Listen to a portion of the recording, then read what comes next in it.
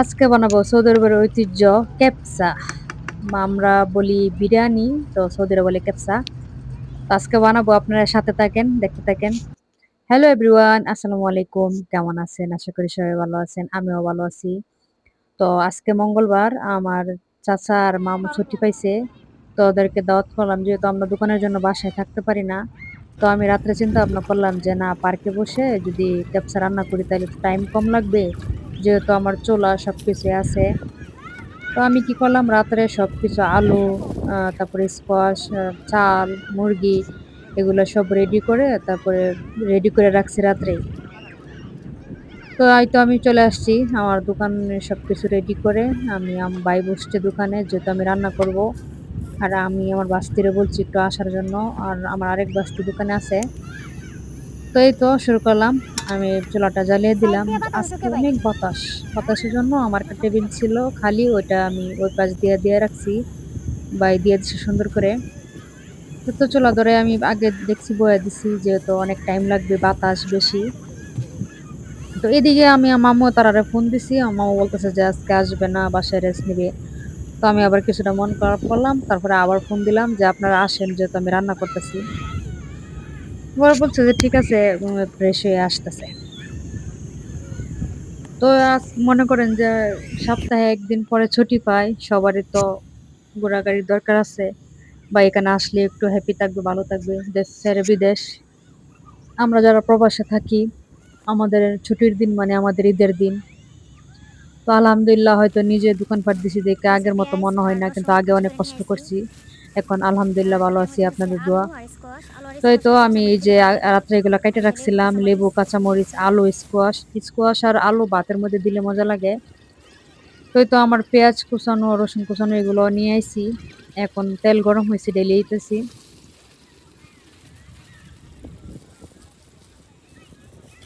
তারপর চুলা এত কম কম জ্বলতেছে। আর যেহেতু প্রেসার কুকার তাড়াতাড়ি হয়ে যাবে, চিন্তা নাই। না, ওয়াস্তি বলতেছে যে একটু আপনার ভিউয়ার্স এর কিছু বলেন। তাই আমি বলতেছি যে না, রান্না করার সময় ভিউয়ার্স এর একটা গান শোনায় দেব। তো ওই আর কি সবসময় আসে, একটু অন্যরকম, মানে কিছু বুঝে না। মশলাগুলো ওরে দিয়ে আমার দিব। ভালো লাগে, আশেপাশে থাকে, ওই খালি বারবার রাখছি দেখতেছি কি যাতে রান্না নিচে করি পড়ে না কি পড়ে। করি। কিন্তু আমার ভয় লাগে, সব সর্দি মশলা দিব বাচ্চারা না, না, কয়েকটা এগুলা যদি বেশি আবার দিয়ে দিব। আগুনের উপরে পড়ে যায়। তো আমি তেজপাতা দূরে দূরে রাখতেছি যে আর ওইদিকে হচ্ছে ওইদিকে থাকো। ঝাল। ওই আবার আমার কথাও শোনে। আর বাকিগুলা পেস্ট একটু ব্রাউন কালার হলে তারপর দেবো। বাইন্দা রাখতেছি এই জায়গায়। সাইড দিয়ে রাখতেছি।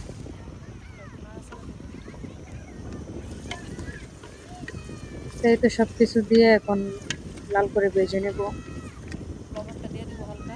তেলটা একটু বেশি দিছি, যেহেতু ভাত অনেক বেশি, আমরা মানুষ অনেকজন। এখানে আরো দুজন আছে, তাছাড়া আমার যে মেহমান ওরা হচ্ছে তিনজন। আমার আগুন বাস্তি, যেভাবে আমি, আমার জ্বলতেছে ভাই, আমরা তাতে অনেক মানুষ সুন্দর। অনেকজন। আমি চাল বেশি করে নিছি।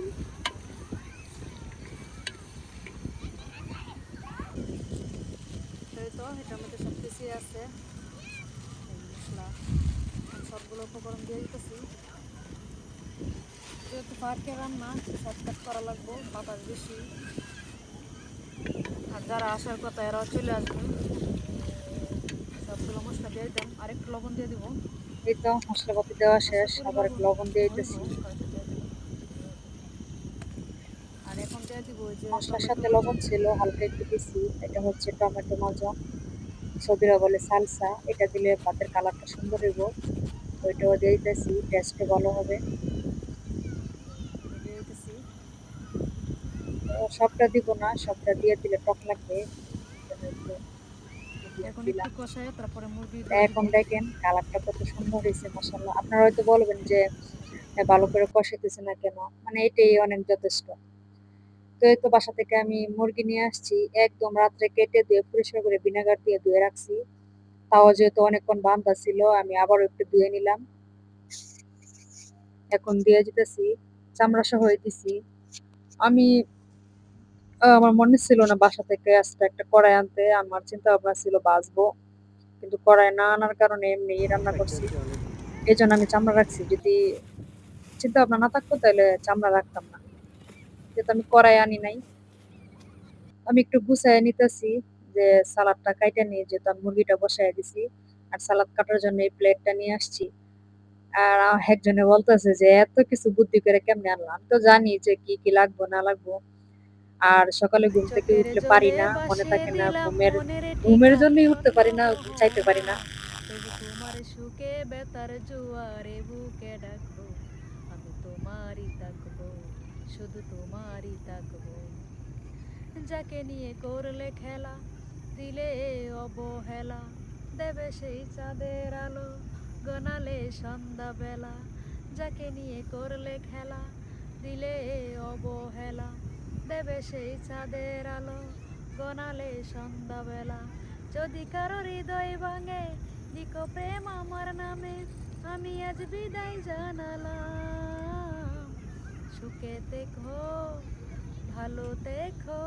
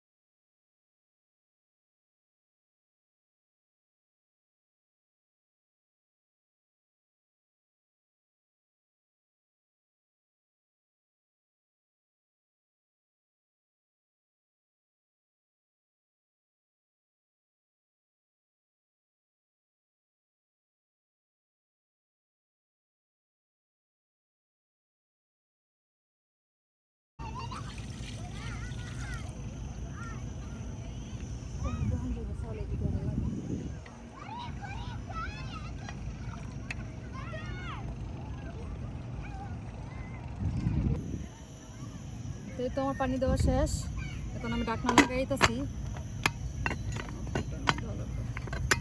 এই যে এটা ঘুরামো,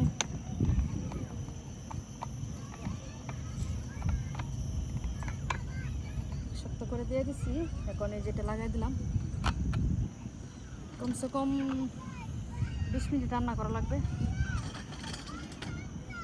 বাসা থাকলে 10 মিনিট রান্না করলেই হতো। এই যে তো এই চালগুলো ঢেলে নিতেছি, এখন ধুয়ে রাখবো। অনেকক্ষণ ভিজিয়ে রাখলে ভাতটা খেতে মজা হয়।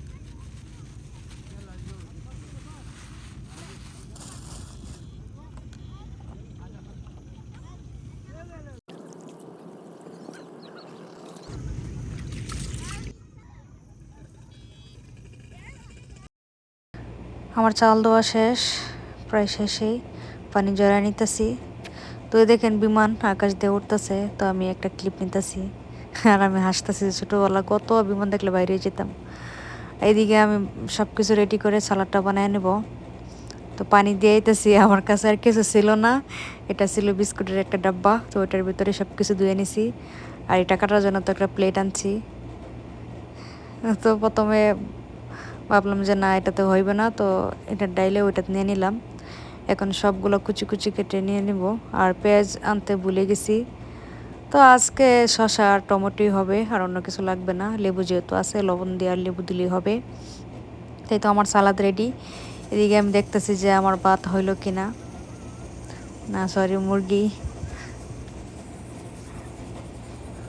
দেখেন কত মানুষ বসে আছে এখনো, রাত এখনো বেশি হয় নাই, 10টার মতো বাজে। তো চুলাটা আমি বন্ধ করে দিলাম, এখন আমি এটা উঠে নেব। এটা আরবিতে বলে সাম্মা, বাংলাতে কি বলে আমি জানি না। সাথে দিয়ে দিতেছি। তো টমেটো দিতে ভুলে গেছিলাম, এই যে টমেটো দিয়ে দিলাম। টমেটো যদি আগে দিতাম তাহলে আরও বেশি মজা হইতো, যেহেতু আগে আনি নাই, আসতে লেট হয়েছে, এটা পরে আনা হয়েছে।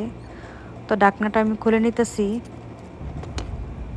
এই যে দেখেন, মাশাআল্লাহ আমার মুরগি হয়ে গেছে। তো আমি কড়াই নিয়ে আসিনি, কড়াই যদি নিয়ে আসতাম তাহলে কড়াইতে বাছতাম। তো যেহেতু আনি নাই, চাল দিয়ে দিব এখন একসাথেই। আর চালগুলো ভিজিয়ে রাখার কারণে দেখেন কতটা সুন্দর হয়েছে, সাদা হয়েছে এবং লম্বা লম্বা হয়েছে। আর এই যে পেঁয়াজ, স্কোশি এগুলো যা আনছিলাম, এগুলো দিয়ে দিতেছি ভাতের মধ্যে, টমেটো, আলু, স্কোয়াশ, মরিচ সব কিছু দিয়ে নাড়ায় ছাড়াইয়া দেখতেছি লবণ ঠিক আছে কিনা। আর একটু লবণ দিয়ে দিলাম, যেহেতু আমি লবণ কম খাই। তো নাড়ায় ছাড়াই এখন ঢাকনা দিয়ে লাগিয়ে দেবো। চুলাটা জ্বালিয়ে নিতেছি। রান্না করে দিতেছি। তো শেষ, সব কিছু আমার কমপ্লিট। এখন হলেই বাসলাম, টাইট করে লাগাইতেছি যাতে তাড়াতাড়ি হয়। এই যে দিয়ে দিলাম। ফাইনালি দেখেন, জাস্ট ওয়াও, এত সুন্দর হয়েছে মাশাল্লাহ।